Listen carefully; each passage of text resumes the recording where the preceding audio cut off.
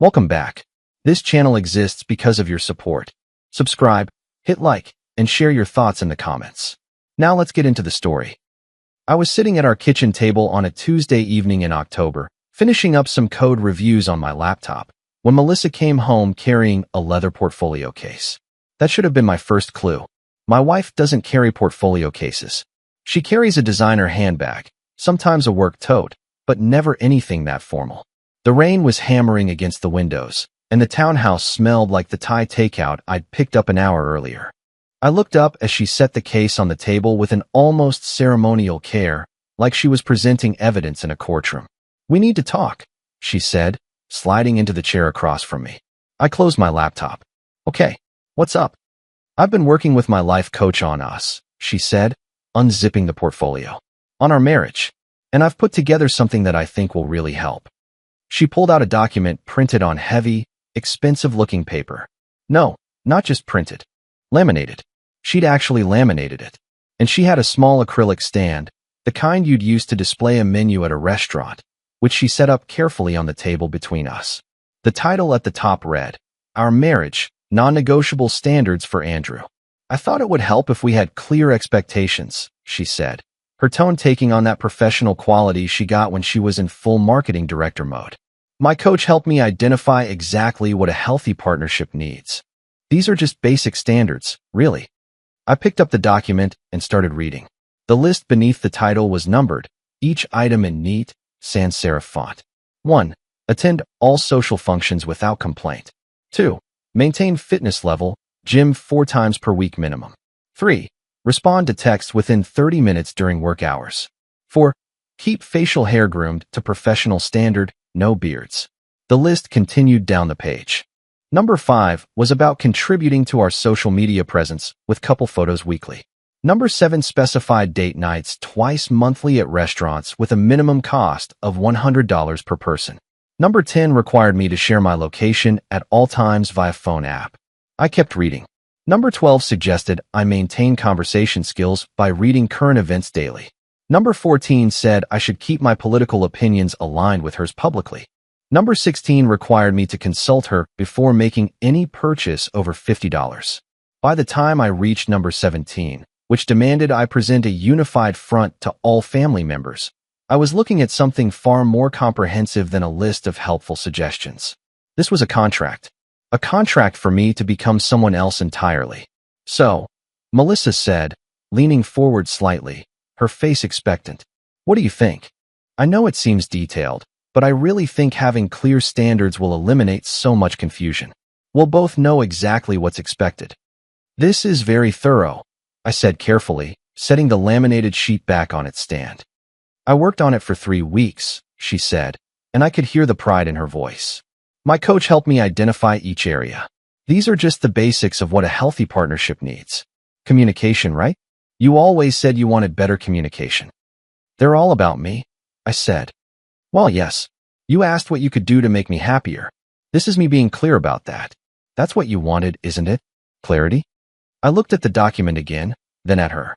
She was watching me like she'd just given me a gift and was waiting for me to open it with the appropriate level of gratitude and enthusiasm. "Can I have some time to think about this?" I asked. "Of course," she said, smiling. "Take all the time you need. I know it's a lot to process." I picked up the laminated list and carried it upstairs to my home office. Once inside, I closed the door and sat down at my desk. Then I read through it again, this time with a pen, making small notes in the margins of a notepad. Item 1 through 17. 17 specific requirements. 17 ways I apparently needed to change. I started looking for balance. For any item that might say "we should" or "I will," there were none. Every single line was about what I needed to do, what I needed to become, how I needed to behave. Not one item asked what she might change. Not one suggestion that perhaps our marriage was a two-way street where both people might need to adjust. I sat back in my chair and stared at the laminated document under my desk lamp. The lamination made it look official, permanent, like a posted sign in an office building. Rules and regulations. That's when the clarity hit me. This wasn't about improving our marriage. This was about her defining the terms of my existence. And if I accepted this, if I nodded and agreed and started working through her checklist, I was agreeing to those terms. I was agreeing that my role in this marriage was to become whoever she needed me to be. The question wasn't whether these items were reasonable. The question was whether I wanted to be in a marriage where one person handed the other person a laminated list of requirements and expected compliance. I opened a new document on my computer and typed a single header, my non-negotiables. Below it, I added one line. 1. File for divorce. I printed it, folded it to match the way she'd presented hers, and sat there for a moment with it in my hands. Was this too extreme? Too fast? We'd been married for 12 years. Shouldn't I at least try to talk through this more? But I'd seen enough. This list wasn't the beginning of a problem. It was evidence of a pattern I'd been too close to see clearly. And if I didn't draw a line now, I never would. I went back downstairs. Melissa was on the couch, watching something on Netflix, looking pleased with herself. When she saw me coming down with my own piece of paper, her eyebrows went up. "Did you want to talk about the list?" she asked, muting the television. "I made my own list," I said. "I thought it might be helpful for you to see my perspective too." I handed her the folded paper.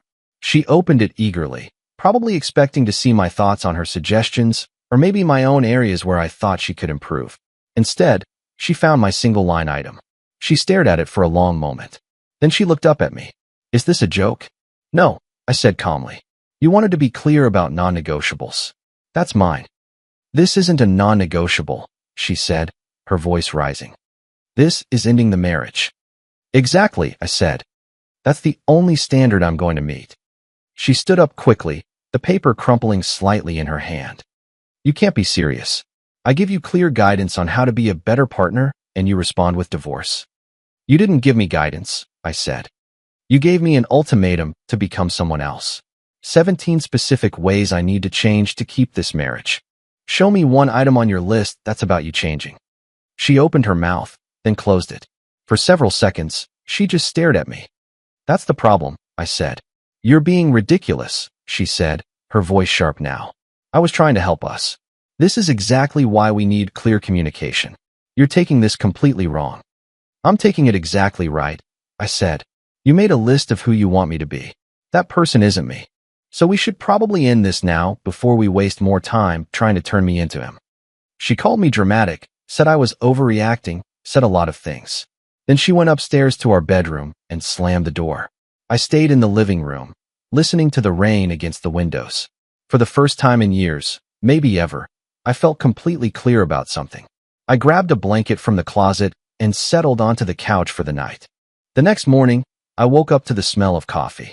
Melissa was in the kitchen, already dressed for work, and she'd made coffee for both of us. She never made me coffee. That alone told me everything I needed to know about what kind of day this was going to be. "We should talk about your overreaction last night," she said, handing me a mug as I sat down at the table. "I didn't overreact," I said. I responded. "The list was just suggestions, really," she said, sitting across from me with her own coffee. "I think you misunderstood the spirit of it." I pulled her laminated document from where I'd left it on the counter. "It's titled Non-Negotiable Standards. That's not suggestions. That's demands." "You're being deliberately difficult," she said. "I'm being clear," I said. "There's a difference." I set the laminated list on the table between us and pointed to item number 4. "When did you decide I couldn't have facial hair?" "It looks unprofessional," she said. "For whose profession? Mine or yours?" She didn't answer. "I'm a software architect," I continued. "I work with people who wear hoodies and haven't shaved in months. Nobody cares about my facial hair. So this isn't about my profession. This is about you wanting me to look a certain way. Your way. And I work for a company with flexible schedules. As long as I hit my deadlines, nobody cares when or where I work." "That's not." "And number 10, I said, pointing to it. "Share location at all times via phone app. That's not trust building. That's surveillance." "It's for safety," she protested. "It's for control," I said. "And you know what? Maybe you don't see it that way. Maybe you genuinely think these are reasonable standards. But that's exactly the problem. You think you get to set standards for how I exist." I stood up, poured the coffee down the sink, and grabbed my keys. "I need to get to work." "We're not done talking about this," she called after me. "We've been done for a while," I said. "I just didn't realize it until last night." That afternoon, while I was in a meeting at work, my phone buzzed. Melissa calling. I let it go to voicemail. It buzzed again 2 minutes later. Then again. I texted her. In meeting, we'll call at lunch. She responded immediately. This is exactly what I'm talking about. I stared at that message for a long time. Then I realized something. The list wasn't about the future. It was an indictment of the present. She'd been keeping score for years, cataloging every way I failed to meet her unspoken expectations. And now she'd written them all down and laminated them. The next day, Thursday, I left work early and drove to a law office on Atlantic Avenue. The lawyer, Roger Patterson, was younger than I expected, maybe 40, with the kind of calm competence that probably cost $200 an hour. So you're looking at an uncontested divorce, he said after I'd explained the situation and shown him both documents. I hope so, I said. He looked at her laminated list, then at my single-item response, and smiled slightly.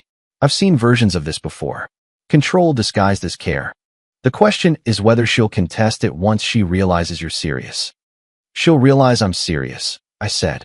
We discussed assets. The townhouse was in both our names. We both had cars, both financed. Savings accounts, checking accounts, retirement funds. Nothing particularly complicated. No kids, which would make things simpler. Timeline is 30 days after you file for her to respond, he said. Then we go from there. If it's truly uncontested, could be finalized in 4 to 6 months. I scheduled a follow-up appointment for the following week to file the papers. When I got home that evening, Melissa had cooked dinner. An elaborate dinner. Salmon, roasted vegetables, homemade bread. She rarely cooked. I thought we could talk reasonably, she said as I came into the kitchen. I sat down at the table. Okay, let's talk. What would you change about yourself? She was quiet for a long moment. I'm not the one with the problem. Then we don't have anything to talk about, I said.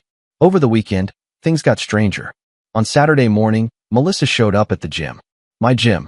The one I'd been going to alone for 3 years while she went to her boutique fitness studio across town. I thought we could work out together, she said, appearing next to me while I was on the bench press. I sat up. You hate this gym. I want to show up for you, she said. For us. We worked out in awkward silence. She took a selfie of us by the weights and posted it to Instagram. The caption read, "Partnership is showing up for each other," with a flexed bicep emoji and a heart.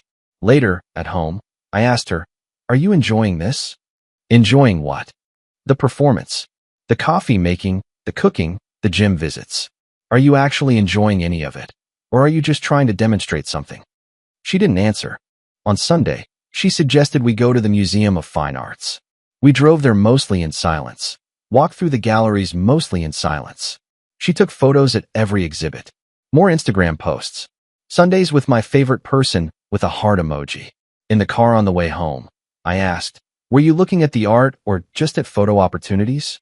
"Both," she said, but her voice was defensive. "I don't think you were," I said. "I think you were performing what you think togetherness looks like. That's not the same as actually being together." On Monday evening, she presented me with another document. This one wasn't laminated. "I made a new list," she said. "Things I'm working on to improve our marriage." I took it from her and read through it. 5 items this time. Show more interest in your hobbies. Be less critical in my communication. Plan more quality time together. Express appreciation more often. Listen without immediately problem solving. These are all about how you interact with me, I said. "Yes," she said. "I'm working on my approach. But not on whether your expectations themselves are the problem," I said. "You still think the issue is just that you communicated them poorly. You don't see that the expectations are the problem." "My expectations are normal," she said. I picked up her original list again. Number 10 says I need to share my location with you at all times. That's not normal. That's surveillance. It's trust building. "No," I said. "Trust is not needing to track someone. Trust is believing they're where they say they are because you trust them." She was quiet. "You want to know what would actually help?" I asked. "Yes. Ask yourself why you need to manage my existence." There was a long silence. "I'm not managing you," she said finally. "Then what do you call 17 standards for how I should be?" The next Tuesday, 9 days after she'd first presented me with her list, her best friend Kelly showed up at our door unannounced. "Melissa asked me to talk to you," Kelly said. "We went to a restaurant in the Seaport District, one of those new places with exposed brick and reclaimed wood tables." I was curious what Melissa had told her.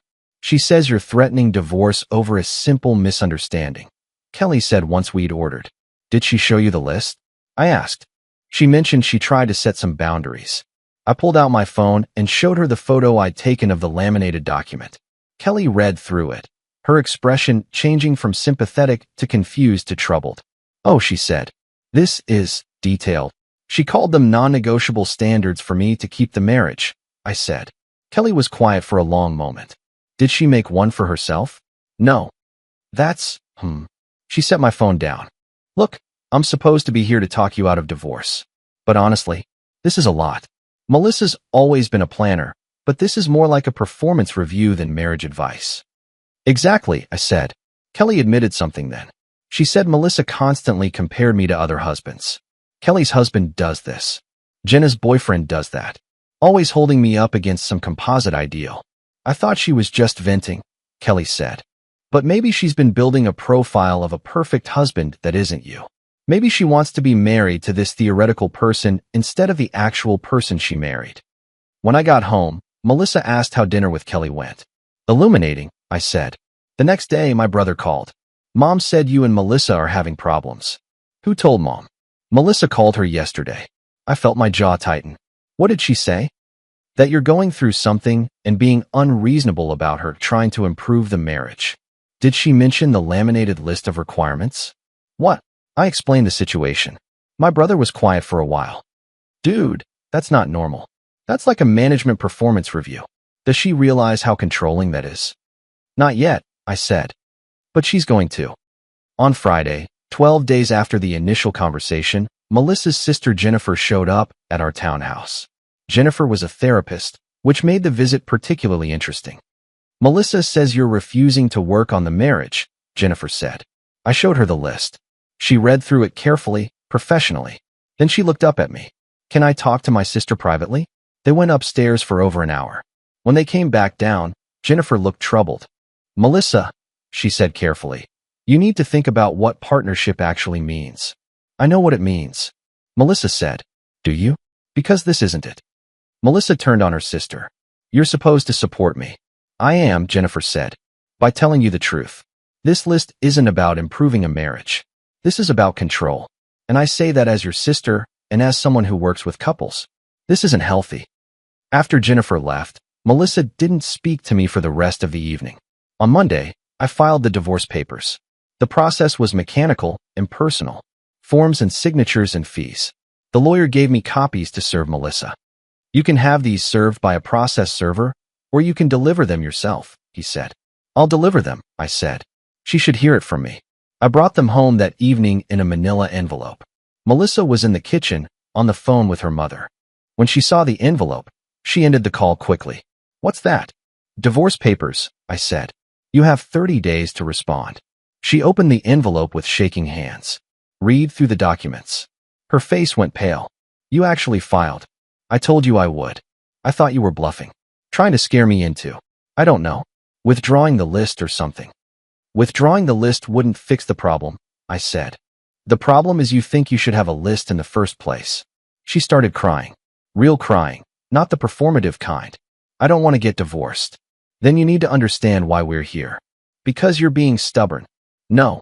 Because you try to contract me into being someone else.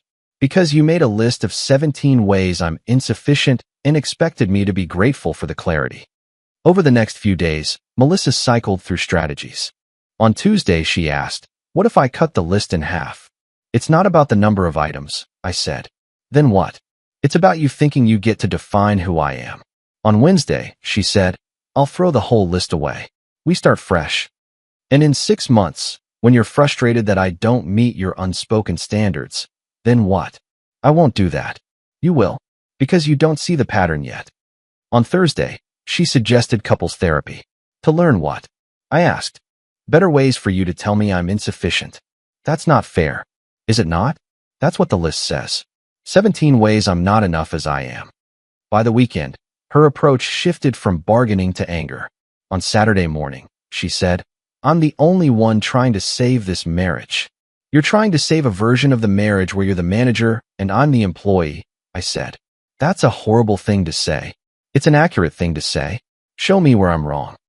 She stormed out, spent the night at her sister's house. On Sunday, she came back different. Quieter. More vulnerable. 12 years together, and you're throwing it away over one mistake, she said, her eyes red.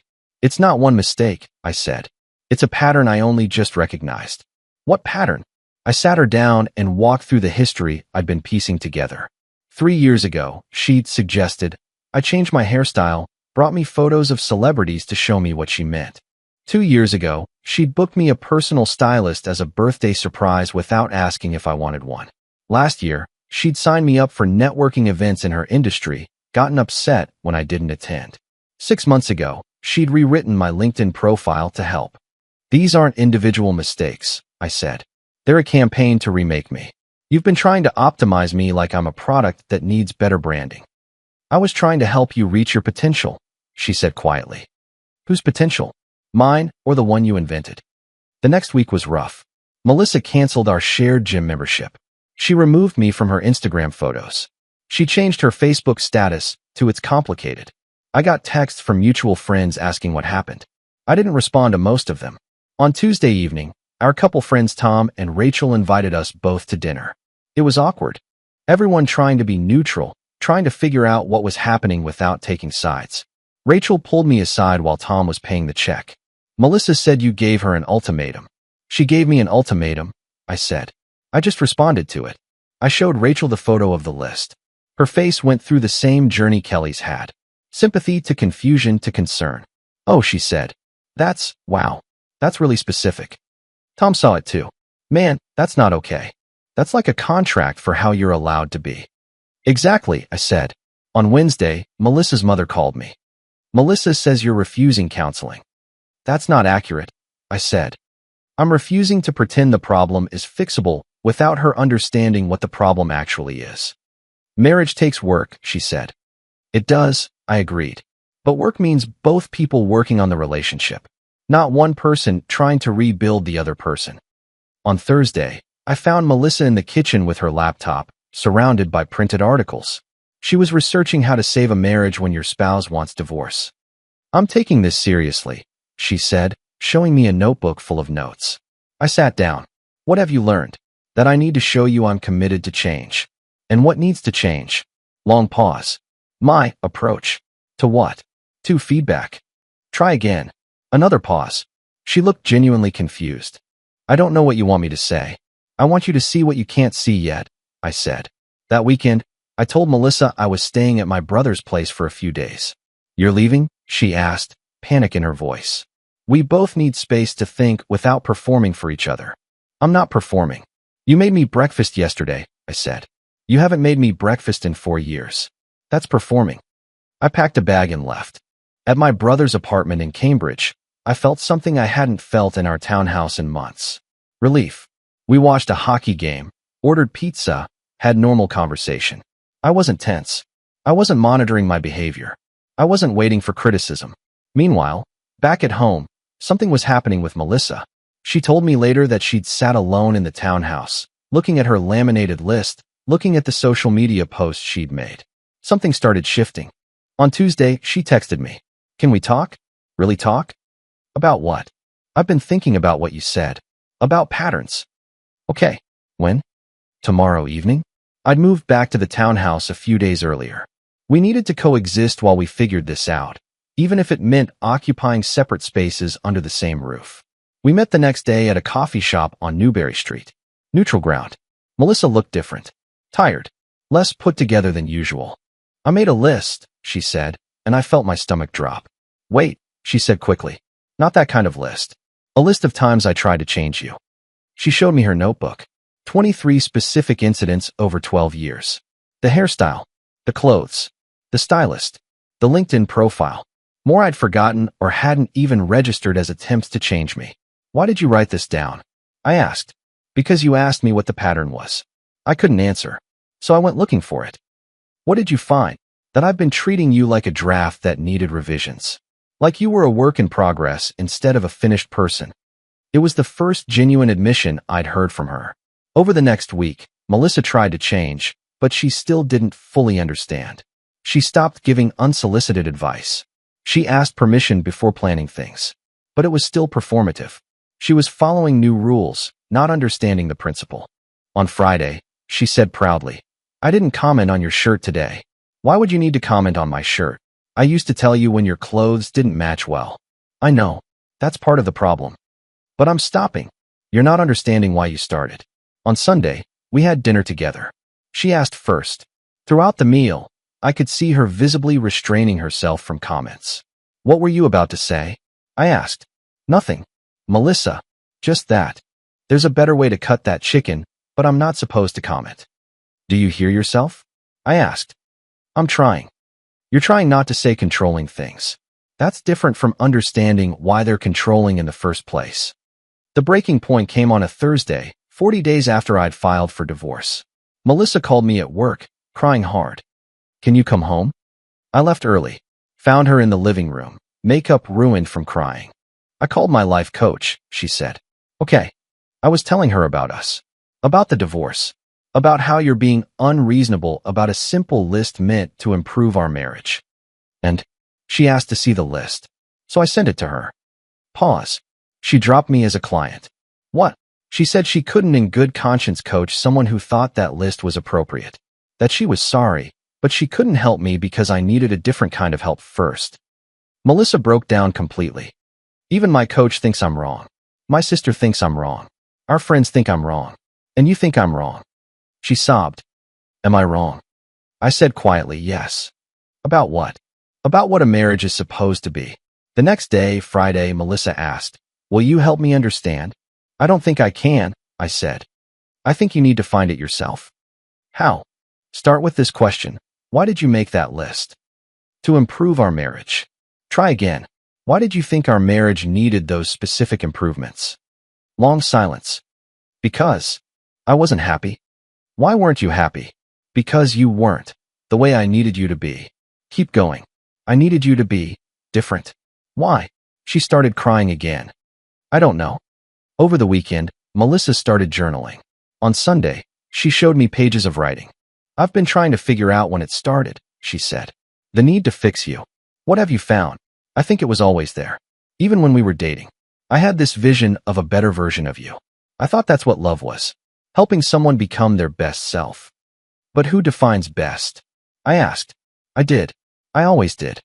In the following week, Melissa started recognizing the pattern extended beyond me. She told me about her assistant at work, how she constantly coached her. Her younger sister, how she always gave unsolicited advice. Her parents. "My mom used to make lists for my dad," she said one evening. "What kind of lists?" "Honey-do lists. But not just chores. Behaviors. Ways he should be different." "How did he respond?" "He just did them. Quietly did whatever she asked." "Did they seem happy?" Long pause. "No. They seemed like roommates who tolerated each other." "Is that what you want for us?" "No. God, no." On Friday, 55 days after I'd filed, Melissa asked me to meet for coffee again. Same shop, same table. "I need to tell you something," she said. "Okay. I think I've been trying to turn you into my father." "Explain." "My dad was quiet. Let my mom run everything. Never objected, never pushed back. I thought that's what a good husband was. Someone who just accommodates. Someone who molds themselves to what their wife needs." "That's not partnership," I said. "That's surrender." "I know that now, but I thought it was devotion. I thought that's what love looked like." Then she said something that surprised me.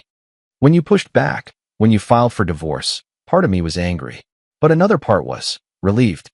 Relieved that you wouldn't just disappear into what I wanted, that you're actually yourself, a person, not just my husband-shaped object." It was the first time she'd valued my separateness instead of trying to eliminate it. Over the next few weeks, I started seeing changed behavior without prompting. On a Sunday, we ran into each other at the Museum of Science. We'd gone separately. "What are you doing here?" she asked. "I come here sometimes." "You?" "I actually wanted to see the robotics exhibit, not photograph it for Instagram." We walked through together. She didn't perform, just was present. On a Wednesday, she knocked on my home office door. "Can I ask you something?" "Sure." "That AI architecture project you've been excited about. Can you explain it to me?" "You've never wanted to hear about my work before." "I know. I thought it was boring. But I thought that because it was yours, not mine. I think I'd actually like to understand it." I explained for 20 minutes. She asked genuine questions. No coaching. No improvement suggestions. Just curiosity. On a Saturday, she said, I'm meeting Kelly and Jenna for lunch. Want me to be back by 3? Why 3? I don't know. I just always tell you my schedule. Do you want to be back by 3? Honestly, probably more like 5. We haven't really talked in a while. So stay until 5. Or 6. Or whenever. You don't need to know when I'll be home. I trust you'll come home when you're ready. I don't need to track it. Visible shift in her face. I really did put that on the list, didn't I? The location sharing. Item 10. That's insane. Why did I think that was normal? On Monday, 72 days after filing, Melissa said, I found a therapist. For couples therapy? No. For me. Individual. What made you decide that? I need to figure out why I'm like this. Not just change behaviors, but understand where it comes from. I'm proud of you, I said. For what? For doing the hard thing. The real thing. After her third therapy session, she came home quiet and thoughtful. My therapist asked me to describe you, she said. What did you say? I started listing things you do wrong. Habits that bother me. And she stopped me. Said, I didn't ask what he does wrong. I asked who he is. Could you answer? Not at first. I've spent so much time cataloging your flaws I couldn't remember your actual personality. Did you figure it out? I'm trying. Tell me something you love that has nothing to do with me. The engineering problem solving, I said. Losing myself in code architecture. Building systems that work elegantly. I've been resenting that. Your work focus. I know, but it's who you are. You're a builder. You think in systems. I've been trying to dismantle that. Make you more social, more available. I've been trying to take away the thing that makes you yourself. On a Tuesday, she brought home a book. My therapist recommended this. The title was Differentiation in Marriage, Being Yourself While Staying Connected. I thought that was a contradiction, she said. How can you be fully yourself and fully committed? What do you think now? That maybe that's the whole point. You can't really be committed if you're not yourself. On Saturday, 85 days after filing, we were in the kitchen making dinner together. Actually together, not one person cooking while the other watched. Can I ask you something? Melissa said. Always. If we withdrew the divorce papers, would you want to? I stopped chopping vegetables. That depends. On what? On whether you understand why we got here. I think I do. Tell me. She gathered her thoughts. We got here because I confused control with love. Because I thought my job was to perfect you instead of accept you. Because I couldn't tell the difference between helping you grow and erasing who you are. Because I made you a project instead of a partner. And what would be different? I would be different. Not because you're asking me to be. Because I need to be. How? I'd have to learn to let you be yourself. Even when it's not what I pictured.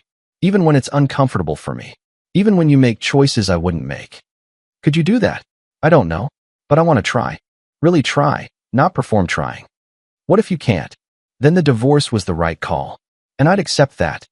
I looked at her face. Exhaustion, vulnerability, uncertainty. Not the confident marketing director from 3 months ago. Someone different. Someone more honest. I'm willing to try, I said. Under conditions. What conditions? 1. You continue individual therapy. Non-negotiable. Okay. 2. We also do couples therapy. But not to fix me. To learn to actually be married to each other. Agreed. 3. The papers stay filed until we're both certain. This one hurt her, I could see it. But she nodded. And 4. First time you make another list of requirements, we sign them immediately. Done. We started couples therapy on a Thursday with Dr. Rebecca Harding in Cambridge. In the first session, she had us each describe the other. I described Melissa as intelligent, driven, organized, someone who struggled with uncertainty. Melissa described me as steady, thoughtful, an internal processor who valued authenticity. Dr. Harding said, neither of you described the other as broken. That's good. That's where we start. She gave us homework. This week, I want you each to ask the other, what do you need from me today? Every day? And accept the answer without trying to improve it. On Thursday morning, Melissa asked, what do you need from me today? I thought about it. Space to work on this project. It's at a critical phase. Her instinct, I could see, was to ask questions, engage, be involved. What she did instead, okay, let me know if that changes. Thank you. I said, surprised. For what? For not trying to be part of it. For letting it just be mine. That's hard for me. I know. That's why it means something. On Saturday, 98 days after filing, Melissa brought out the original laminated list. I want to do something with this, she said. What? Burn it. We went to our small back patio. She tried to light it with matches, but the lamination wouldn't catch. I got the charcoal lighter fluid. We watched it melt and burn, acrid black smoke rising. I should feel relieved, Melissa said. But I actually feel scared. Why scared? Because that list was a roadmap. Without it, I don't know what to do. That's the point, I said. You figure it out as you go. We both do. What if I mess up? You will mess up. So will I? That's marriage. That's terrifying. Yeah, but it's real. On Sunday, we had a lazy morning. Both reading in the living room. Me in my chair with a technical manual, Melissa on the couch with a novel. Hours passed in comfortable silence. No performance. No agenda. No improvement. Just existing in the same space. In the afternoon, we cooked together. I wanted to try a new recipe. Melissa started to suggest a better way to dice the onions, then caught herself. Sorry, your onions are fine. You can tell me if there's a better way, I said. Just not the only way. There's a difference. Huge difference. Sharing technique versus demanding compliance. How do I tell which I'm doing? Ask yourself, am I helping them or fixing them? On Monday morning, Melissa said, I got promoted. Senior director. That's amazing. Congratulations. Thanks. It means longer hours though. Okay. Just okay. What else would it be? She smiled slightly. The old me would have decided you should feel a certain way about it. Supportive, but slightly concerned. Hinting I should turn it down. And now I'm asking, are you excited about it? Very. Then I'm excited for you. Period. See, I said. That's growth. That evening, I said, I called the lawyer today. Her face went pale. And I asked him to draw up withdrawal papers for the divorce. She exhaled. Really? Really? With one addition. What addition? A post-nuptial agreement. Saying what? That if either of us ever feels like we're trying to change the other instead of accept them, we commit to 6 months of intensive therapy before any ultimatums. I want to legally bind us to awareness. To not sliding back into old patterns. I'll sign that, she said.